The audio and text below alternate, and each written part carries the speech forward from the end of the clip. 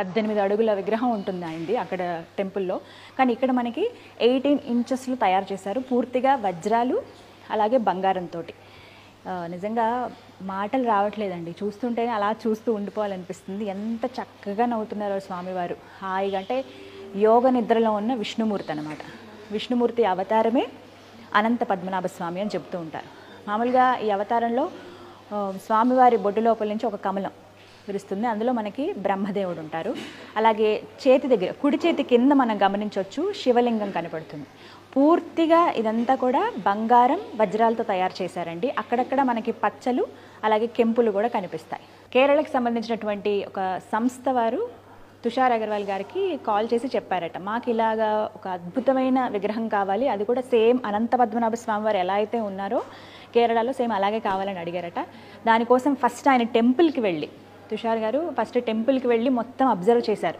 మామూలుగా మీరు అందరికీ తెలిసే ఉంటుంది, మనం ఆ హిస్టరీలో చదివి ఉన్నాము, స్వామివారిని చూడాలంటే కేవలం ఒక్క ద్వారం గుండా మనం చూడలేము, మొత్తం 3 doors నుంచి మనం చూడాల్సి ఉంటుంది. ఫస్ట్ డోర్లో తల చూడగలం, మధ్యలోంచి అయితే నాభి చూడగలం, మిగతా డోర్ నుంచి కాళ్ళు పాదాలు మాత్రమే మనకు కనపడతాయి. అంత పెద్ద విగ్రహం అది. కానీ ఇక్కడ చిన్ని రూపంలో మనకి కంప్లీట్గా ఓవరాల్ విగ్రహం కనిపించే విధంగా ఇక్కడ తయారు చేశారు.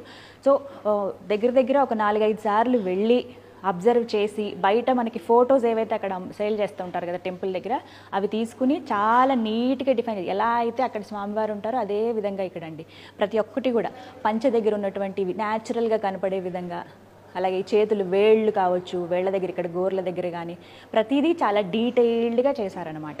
ఇందులో ప్రత్యేకించి బంగారం ఏదైతే ఉంటుందో ఆ కాయిన్ని, ఇందులో వాడినటువంటి బంగారం మొత్తంగా 2.8 kg గోల్డ్ ఇందులో వాడారండి. ఈ గోల్డ్ అంతా కూడా ఏదైతే కాయిన్ రూపంలో ఉందో ఆ కాయిన్ని ఫస్ట్ తుషార్ గారు తీసుకువెళ్ళి స్వామివారి దగ్గర పూజ చేయించారట కేరళలో. అక్కడ పూజ చేయించి ఆ బంగారాన్ని తీసుకొచ్చి కరిగించి ఇలా విగ్రహం మాదిరిగా తయారు చేశారు. మొత్తంగా ఇందులో ఏంటంటే 500 క్యారెట్లు టోటల్ మొత్తం చూసుకుంటే 500 క్యారెట్స్వి 75,000 వజ్రాలు దీనికి పట్టాయటండి. అన్ని వజ్రాలు ఉన్నాయి, చాలా చిన్న చిన్నవి. అసలు ఇంకా మనం మైక్రో లెన్స్ చూస్తే అంత అద్భుతంగా కనపడతాయి అనమాట వాటితో చూస్తే. ఇవన్నీ కూడా చిన్న చిన్న డైమండ్స్. స్వామివారి సైనించినటువంటి ఈ పానవట్టం లాగా ఏదైతే ఉందో కంప్లీట్గా ఇలా మనకి ఆదిశేషు పైన ఇలా ప్లేస్ లాగా కనిపిస్తుంది కదా, ఇవంతా కూడా డైమండ్సే మొత్తం. ఇవన్నీ డైమండ్స్. ఇగోండి ఇక్కడ లింగం, ఇక్కడ డైమండ్స్ ఉన్నాయి. ఇక్కడ పుష్పం ఉంది చూసారా, తామర పుష్పం, ఈ పుష్పం లోపల ఇవంతా కూడా డైమండ్స్. స్వామివారి పంచ ఇది డైమండ్స్, నగలు, కిరీటం, శంకుచక్రాలు, ఇవన్నీ కూడా మనకి ఇక్కడ చక్రం ఉంది, ఇంకొక చేతిలో కమలం మనం చూస్తున్నాం, ఇంకొక దగ్గర గద నిండా కూడా మొత్తం వజ్రాలతో పొదిగారు. ఇదంతా గోల్డ్ కూడా మీరు గమనించవచ్చు, మనకి యాంటిక్లా కనపడుతుంది. ప్యూర్గా మనకి నార్మల్గా పచ్చగా ఉండేటువంటి అంటే ఎల్లోయిష్లో కాకుండా యాంటిక్ మోడల్లో తీసుకున్నారు. అందుకే మనకి అక్కడక్కడ కొంచెం బ్రైట్ కలర్ బ్లాక్లా కూడా అనిపిస్తుంది అనమాట. సో ఇక్కడ ఇంకొకటి అబ్జర్వ్ చేయాల్సింది ఏంటంటే ప్రతి చోట రూబీస్ ఉంటాయి చూడండి. పంచకి మామూలుగా మనకి పంచకి అంచు ఉంటుంది కదా, అలా కొంచెం డిఫరెన్స్ తెలియడానికి అనుకుంటా ఇలా నీట్గా పెట్టారు. ఇవన్నీ కూడా రూబీసే. కాళ్ళకున్నవి, చేతులకి, ఇక ఉంగరాలు చూసారా, ఇవి కూడా చిన్న చిన్న డైమండ్స్. ఇక ప్రపంచంలోనే అంత చిన్న డైమండ్స్ ఇంకెక్కడా ఉండవు, అంత చిన్న డైమండ్స్ తీసుకొచ్చారనమాట. మనకి ఇక్కడ ఎమరాల్డ్ అనేది అంటే పచ్చ మనకి కేవలం ఒక్క దగ్గరే కనిపిస్తుంది, కిరీటం దగ్గర. ఇక్కడ ఒకసారి క్లోజ్లో చూడొచ్చు, కిరీటం దగ్గర మాత్రమే మనకి పచ్చ ఒకటే కనిపిస్తుంది అనమాట. మిగతాది ఇంకోటి ఏంటంటే ఆదిశేషు 5 పడగల పాము, వాటికి కూడా పైన మొత్తం కళ్ళకేమో రూబీస్ పెట్టారు, ఇంకా పైనేమో ఇగో చూడండి ఇక్కడ కళ్ళకి ఇవి 2 కూడా రూబీస్, ఇవన్నీ రూబీస్ పెట్టారు. నాలిక కూడా చూడండి ఎంత డీటెయిల్డ్గా కనపడే విధంగా చేశారో. ఇవన్నీ కూడా డైమండ్స్, వాటికి మణి, నాగమణి ఉన్నట్టుగా ఇక ఇవన్నీ ఇంత డీటెయిల్డ్గా పెట్టారు. నాకైతే అన్నిటికన్నా బాగా నచ్చింది స్వామివారి ముఖమే, ఎంత కళగా ఉందో, చక్కగా నవ్వుతున్నారు. నామంలో కూడా చూడొచ్చు కెంపులు, మొత్తం అన్నీ కూడా రుబీసే ఉన్నాయి, మధ్యలో డైమండ్స్ తోటి ఇంత డీటెయిల్డ్గా పెట్టారనమాట.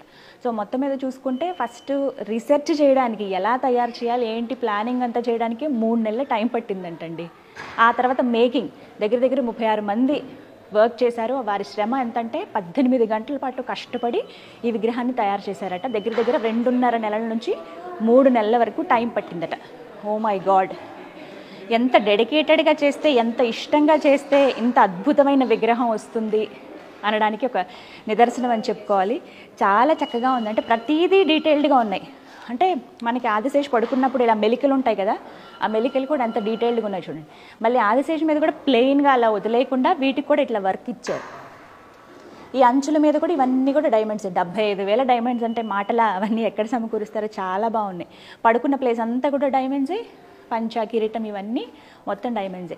అయితే ఇదేంటంటే ఫస్ట్ మనకి ప్రత్యేకంగా జస్ట్ లాంచింగ్ కోసం అని స్పెషల్గా లాంచ్ చేయాలని చెప్పి మనకి జూబ్లీ హిల్స్లో లాంచ్ చేయడం జరిగింది.